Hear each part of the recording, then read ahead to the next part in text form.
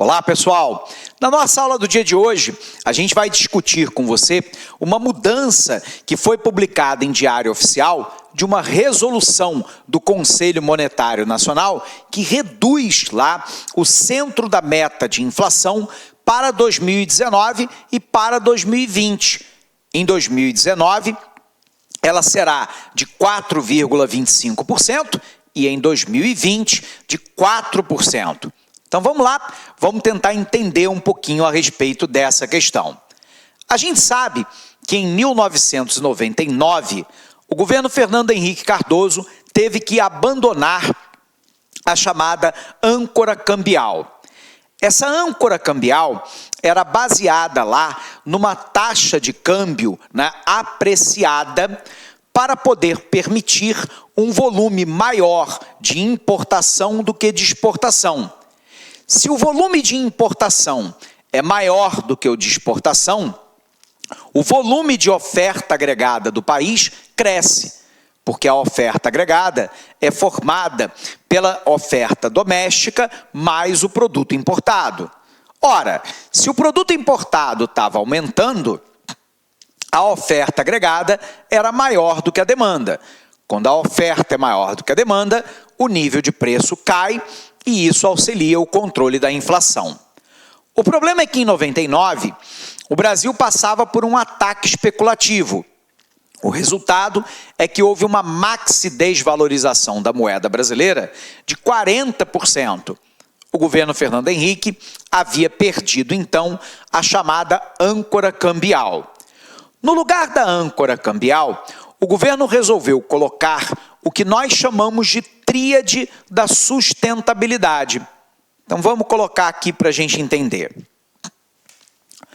A partir de 1999, o governo passa a colocar a tríade da sustentabilidade. Essa tríade da sustentabilidade se baseava na primeira ideia, que era a do câmbio flutuante. Depois, na ideia do superávit primário,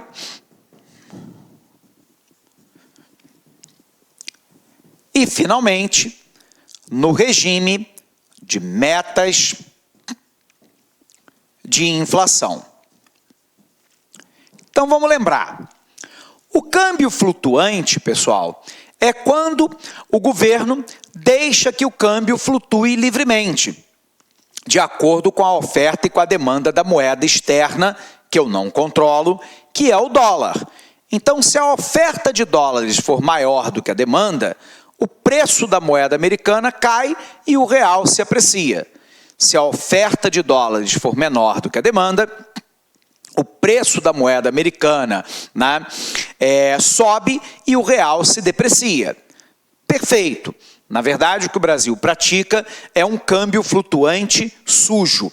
O governo intervém pontualmente no mercado cambial, evitando valorização ou desvalorização acentuada do câmbio. Por um outro lado, a ideia do superávit primário, ou seja, o Brasil, excetuando-se o serviço da dívida, deveria manter uma receita maior do que a despesa. Ceteris paribus, tudo mais permanecendo constante. Se eu tenho um superávit primário, isso auxilia a redução do déficit nominal, do endividamento e da relação dívida-PIB.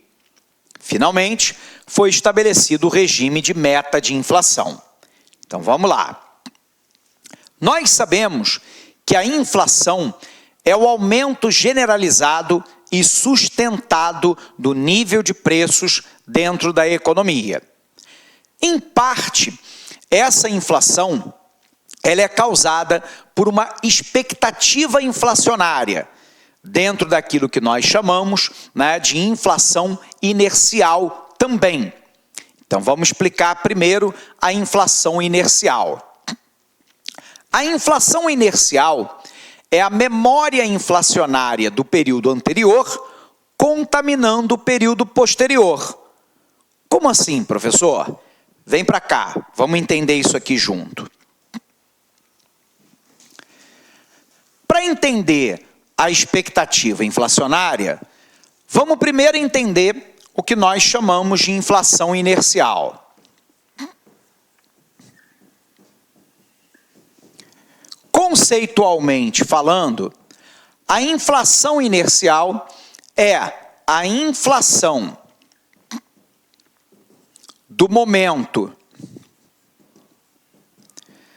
T contaminando o período T mais 1. Ficou complicado? Vamos descomplicar. No ano de 2015, que será o nosso momento T, a inflação no Brasil foi de 10,8% naquele ano.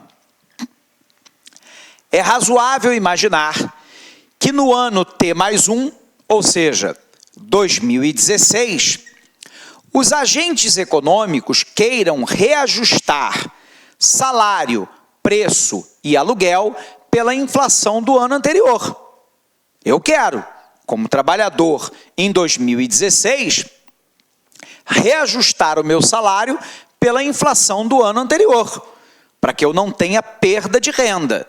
O problema é que o governo também quer reajustar impostos para não perder a arrecadação. O dono do seu apartamento quer reajustar o aluguel. O empresário quer reajustar o preço diante do aumento de custos do ano anterior. Só que quando todo mundo reajusta preço pelo ano anterior, eu acabo contaminando o indicador de 2016. Tudo bem? Isso aqui é o que nós chamamos de inflação inercial. Só que nós temos uma outra questão. A outra questão diz respeito às expectativas. Vamos lembrar, pessoal, o que é uma expectativa? Expectativa é aquilo que eu acho que vai acontecer no futuro, que de certa forma influencia o comportamento dos agentes no momento presente. Como assim, professor? Pense, a expectativa de que no futuro você será servidor lá do Banco do Brasil, melhor dizendo, empregado do Banco do Brasil, te leva a estudar para concurso público no momento presente.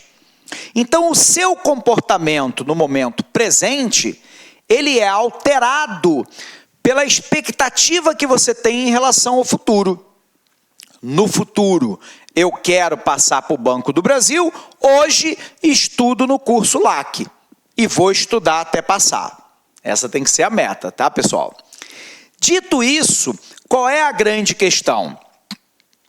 Se a expectativa é aquilo que eu acho que vai acontecer no futuro, moldando o meu comportamento no momento presente, quando nós trazemos isso para a inflação, o que ocorre?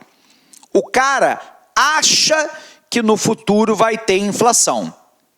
Resultado, de maneira preventiva, de maneira precaucional, ele tenta reajustar o seu preço no momento presente, já se preparando para a inflação futura. O problema é que isso vira, então, uma profecia autoconcretizada. Eu acho que no futuro vai ter inflação. Então, eu reajusto o meu preço, já me preparando para a inflação. O problema é que quando eu reajusto o meu preço, eu tenho inflação. Então, vira uma profecia autoconcretizada. Como é que você rompe essa expectativa?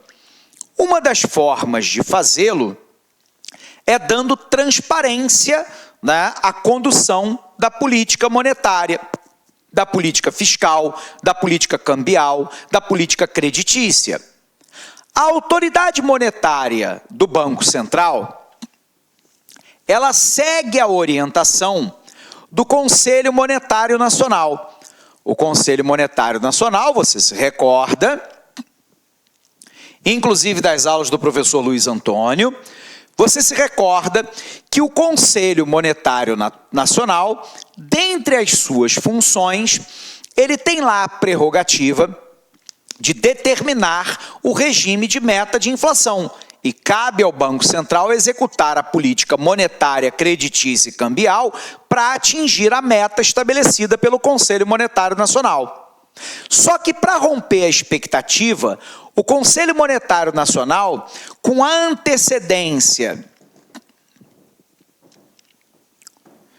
de 2 anos, ele anuncia para o mercado aquilo que será o centro da meta.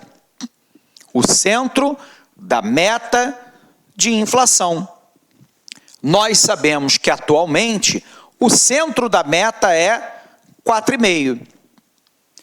E nós sabemos que em resolução passada do Conselho Monetário Nacional, o Brasil reduziu a margem de manobra. Antes, o Brasil dava 2 pontos percentuais para mais ou para menos como margem de manobra para o Banco Central. Isso foi reduzido já há algum tempo para 1,5 ponto. Então, o Brasil permite 1,5 ponto percentual para mais, a inflação pode chegar a 6% ao ano, que nós chamamos de teto da meta. Mas o Brasil também dá 1,5 ponto percentual para menos, portanto, a inflação pode chegar a 3% ao ano, que nós chamamos de piso. Entre 3 e 6, se a inflação ficar nesse intervalo, o regime de metas de inflação não foi rompido. Mas óbvio que a autoridade monetária do Banco Central vai ajustar a política cambial monetária creditícia para chegar aqui. Esse é o alvo. Tudo bem? Bom, qual é a grande questão? Professor, se a inflação for superior ao teto, é o fim do mundo? Não. O mundo não acaba, o Brasil não acaba se isso aqui for rompido. Mas o problema é que você sinaliza que o governo está perdendo o controle inflacionário. E se ele perde o controle inflacionário, a expectativa de inflação aumenta.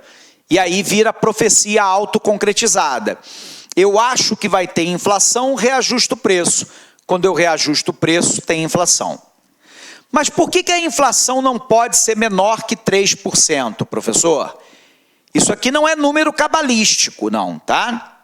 No ano passado, por exemplo, em 2017, a inflação foi de 2,95%, portanto, abaixo do piso da meta. Qual é o problema quando isso ocorre? É que a economia está atuando muito abaixo daquilo que ela pode potencialmente. Economicamente, nós vamos dizer que o PIB efetivo está abaixo do PIB potencial. Isso significa dizer que provavelmente a oferta agregada está maior do que a demanda, provocando queda de preço. O problema é que quando a oferta é maior que a demanda, a empresa vai começar a adequar a oferta à demanda e vai diminuir a oferta. Se a empresa diminuir a oferta, o nível de emprego cai. E é por isso que a gente tem um desemprego tão alto hoje. Se o nível de emprego cai, o trabalhador sabe que a sua renda vai cair. E diante da renda que cai, o trabalhador demanda menos, o que provoca um círculo vicioso, né? Você tem uma oferta maior que a demanda, a empresa diminui a oferta, o que diminui o emprego, que diminui a renda, diminuindo a renda, diminui a demanda, com menos demanda o empresário vai lá e diminui de novo a oferta. Então aqui a economia corre o risco da recessão. Aqui um risco de inflação elevada. Então o Banco Central vai ajustar a política para chegar aqui. Qual é a novidade então, professor? É que o Conselho Monetário Nacional, anunciou mudanças. Então vamos lá, vamos apagar aqui. Quais são essas mudanças? A primeira dessas mudanças vale lá para o ano de 2019 e 2020. Então aqui o centro da meta para 2019 será uma inflação de 4,25%. E para 2020, vamos melhorar esse 2 aqui,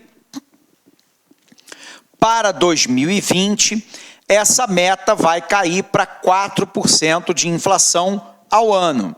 O Brasil permanece dando 1,5 percentual para mais, o que significa dizer que o teto, né, em 2019 será lá, né, de 5,75% e que no ano de 2020 esse teto cai para 5,5%. Por um outro lado, o Brasil diminui 1,5 percentual para menos. Então, significa dizer, né, que para o ano de 2019, nós temos lá, né, uma meta que vai cair, né, para 2,75 de piso, e no ano anterior vai cair, 2020, no ano posterior, perdão, para 2,5% ao ano de inflação. Uma outra medida que foi anunciada pelo Conselho Monetário Nacional é que, para os próximos anos, a antecedência do centro da meta de inflação não será mais de 2 anos. O centro da meta será para 3 anos de antecedência. Então, o governo vai anunciar, com 3 anos de antecedência, qual será o centro da meta e qual é a banda, né, que pode chegar ao máximo e a banda que pode chegar ao mínimo. Então, portanto, para 2019, o centro da meta é 4,25%. Portanto, né, com 1,5 percentual para mais, em 2019 a inflação poderá chegar a 5,75%. Em 2020, o centro da meta cai para 4%. Portanto, o teto, né, cai para 5,5%. Em 2019, o piso vem para 2,75%, né? E em 2020 para 2,5%. Então, é o Brasil tentando reduzir o centro da meta de inflação. Por um outro lado, o governo anuncia que nos próximos anos ele vai anunciar com 3 anos de antecedência a redução, né, qual será a meta de inflação, qual será a banda para mais ou para menos, portanto, o piso e o teto, né, dessa meta. Então, isso é uma grande atualidade aí do mercado financeiro, o governo tentando se adequar lá a uma inflação mais baixa para os próximos anos. Legal? Vamos apagar isso aqui e vamos revisar lá o que nós falamos com você.